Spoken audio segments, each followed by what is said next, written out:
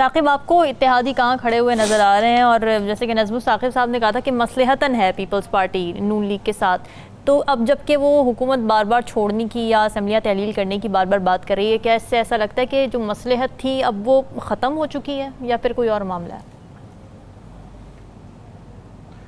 ایک تو اتحادی جو ہے وہ حکومت سے بہت پیچھے کھڑے نظر آ رہے ہیں، دور وہ عہدے تو انجوائے کر رہے ہیں، باقی ساری سہولیات بھی انجوائے کر رہے ہیں، لیکن جو حکومت کے اوپر بھار ہے مختلف حوالوں سے وہ لینے کے لیے تیار نہیں ہے۔ اگر ہم دیکھیں تو الیکشن کے بعد جب یہ اتحادی حکومت بنی تھی تب سے لے کر اب تک مسلم لیگ نون کے اندرونی حلقے جو حکومت میں موجود ہیں وہ یہ کہتے رہے ہیں کہ پیپل پارٹی نے کیبنٹ کا حصہ بننا ہے، اور پہلے یہ کہا گیا کہ شاید وہ بجٹ سے پہلے بن جائیں، پھر کہا گیا نہیں بجٹ کے باہر بعد جو ہے وہ ان کا آنا جو ہے وہ طے ہے، لیکن نہ بجٹ سے پہلے وہ بنے فیڈرل کیبنٹ کا حصہ، نہ بجٹ کے بعد بنے، اور حکومت جو ہے وہ پے در پے ان کو سبکی کا سامنا جو ہے وہ کرنا پڑ رہا ہے۔ اس میں ریسنٹ پاسٹ اگر آپ دیکھیں تو پی ٹی آئی پر پابندی کی انہوں نے بات کی، آرٹیکل 6 لگانے کی انہوں نے بات کی، اور وہ وزیر اطلاعات نے پریس کانفرنس کی، وہ ایسی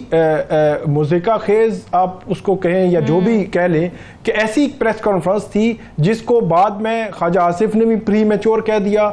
اسحاق ڈار صاحب نے کہا کہ حتمی نہیں ہے، اور پیپلز پارٹی نے تو مطلب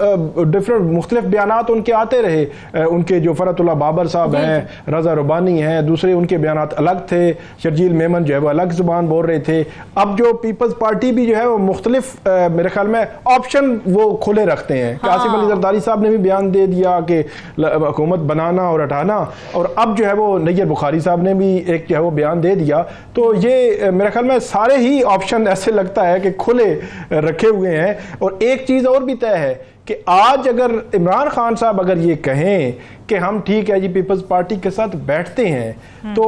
اگر تو پیپلز پارٹی کو کہیں سے پریشر نہ آیا تو یقینی طور پر پیپلز پارٹی تو تیار ہو جائے گی۔ تو اس میں اس سارے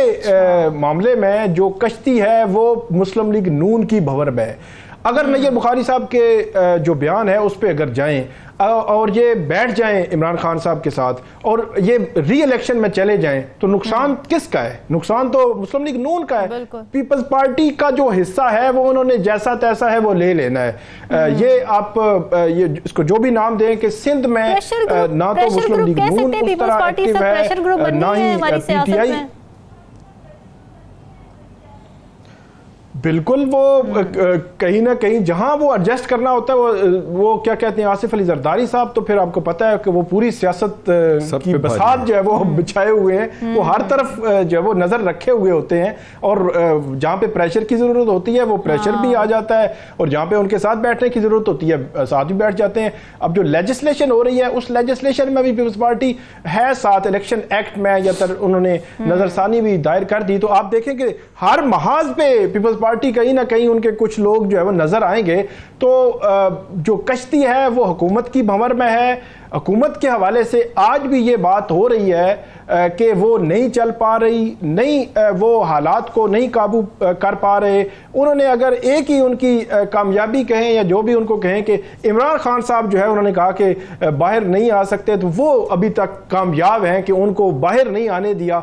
5 اگست 2023 کو ان کی گرفتاری ہوئی تھی، اور کل 5 اگست 2024 ہے، 1 سال ان کو بھی جو ہے وہ ہو گیا ہے جیل میں ہوتے ہوئے۔ اس کے علاوہ حکومت ایک اور جو چیز بھی ہے کہ نواز شریف صاحب کا جو حلقہ ہے 130 اب پتن کی جو ریسنٹ رپورٹ آئی ہے اس رپورٹ نے سوالیہ نشان ایسا دیا ہے، اس کو اتنا وائڈلی اس کو ڈسکس کیا گیا ہے، اس پہ کوئی ڈیفنس نہیں ہے۔ مسلم لیگ نون کے لوگ آ کر بیٹھتے ہیں ٹاک شوز میں، وہ کیسے ڈیفینڈ کریں کہ ان کے جو لیڈر ہیں ان کے جو سیٹ ہے اس پہ سوالیہ نشان، جو وزیر اعلیٰ پنجاب ہیں ان کی نشست جو ہے وہ ٹریبیونل کے سامنے ہے، وزیر اعظم پاکستان ان کی نشست ٹریبیونل کے جو ہے وہ سامنے ہے، اور خواجہ آصف صاحب نے کہا کہ ہمیں تو اکتوبر نومبر میں خطرہ ہے کہ جو ہے وہ شاید سپریم کورٹ جو ہے وہ کھول دے 8 فروری الیکشنز اور ہمیں گھر ہی نہ بھیج دے۔ میں تو کہتا ہوں کہ سپریم کورٹ کو کوئی ضرورت نہیں ہے، سپریم کورٹ صرف یہ کہہ دے کہ آپ جو ٹریبیونلز ہیں یہ اگلے 2 مہینے میں سارے کنکلوڈ کریں، ٹریبیونلز اپنے فیصلے یہ ساری इलेक्शन पिटीशन सुने और उनके फैसले कर दें, तो मेरा ख्याल है कि सुप्रीम कोर्ट और किसी अदालत को आने की ज़रूरत ही नहीं पड़ेगी, ये मामला यहीं पे जो है वो उस पर क्वेश्चन मार्क हो सकता है। तो सबसे बुनियादी जो पॉइंट है वो यही है कि इस हुकूमत की बुनियाद ही कमज़ोर है कि आप पर मेजॉरिटी पे अगर फॉर्म 47 का इल्ज़ाम होगा तो वो कैसे एग्जिस्ट कर सकेंगे, कैसे आज़ादाना हुकूमत पॉलिसीज़ बना सकती है, कैसे इम्प्लीमेंट कर सकती है। और ये भी बात सुनी गई है कि अगर कोई MNA या कोई वजीर भी अगर बन गया है तो वो काम लेके जाता है तो उसको बताया जाता है कि भाई आप जो है वो फॉर्म 47 वाले हैं, तो वो पीछे हट जाते हैं। तो ये कमजोरी है बुनियादी तौर पर। तो ये अच्छा मशवरा दिया है मेरे ख्याल से तो फिर इस हवाले से कि उनको असेंबलियाँ तैयार नहीं चाहिए, हुकूमत छोड़ देनी चाहिए अगर इतनी ह्यूमिलिएशन की बात, और उनको इतना ही अगर खतरा है